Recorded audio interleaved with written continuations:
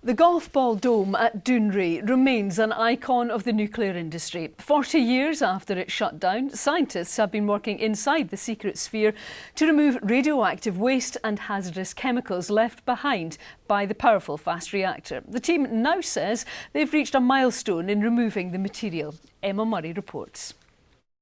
It was once at the forefront of world nuclear power. Inside the landmark sphere, the Dounreay Fast Reactor, built in 1959, was an awe-inspiring experiment to show how electricity could be generated. The Dounreay Fast Reactor is located just behind me, in the middle of the dome, inside a vault. It was the first in the world to send electricity to the national grid in the early 1960s. While paving the way for the UK's nuclear industry, it also left behind dangerous radioactive material when it closed nearly 40 years ago. John Smith is part of the large team working on decommissioning, disposing of dangerous chemicals used to cool the powerful reactor. The reactor operated and did various trials till about 1977, then shut down.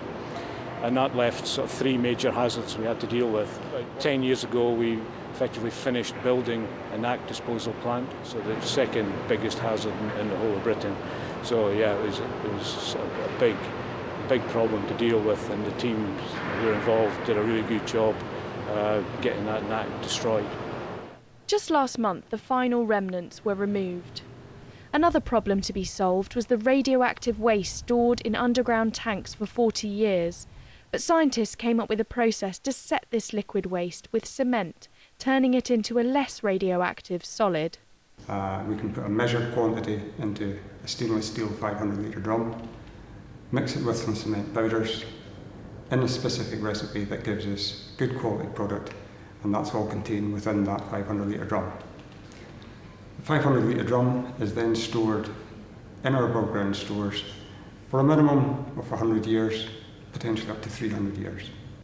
It's hoped the final hazard, the reactor's breeder, will be removed in 10 years.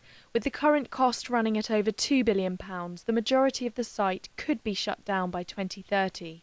But it's a complex task, and ensuring it's done safely is the priority.